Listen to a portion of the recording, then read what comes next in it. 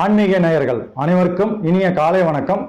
மேஷராசி நேயர்களே, ராகு திசை உங்களுக்கு நடைபெறும் பொழுது உங்களுக்கு ராகு பகவான் நன்மையை செய்ய வேண்டும் என்றால் நீங்க பிறந்த லக்னத்தில் இருந்து ராகு பகவான் 3, 6, 10, 11 இந்த ராசியெல்லாம் இருக்கும்போது ராகு பகவானுடைய தசா புத்தி அந்தரங்கம் நடைபெறும் பொழுது ராகு பகவான் உங்களுக்கு நன்மையை செய்வார்.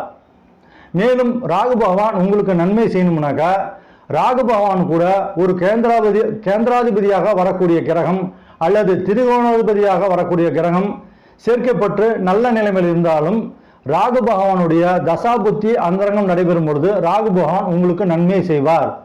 ராகு தசை உங்களுக்கு 18 வருஷம் நடக்கும்பொழுது உங்களுக்கு நன்மை செய்யணும்னாக்கா நீங்க எந்த ராசி எந்த லக்னத்தில் வேணா பிறந்திருக்கலாம்.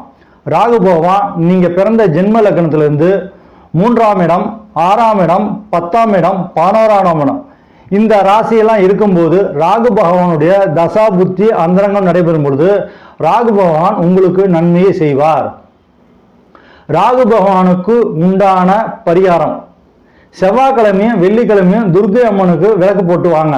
விளக்கேற்றிட்டு வந்தீங்கன்னாக்க ராகு பகவானுக்கு உண்டான பரிகாரம் அதுவாகும்.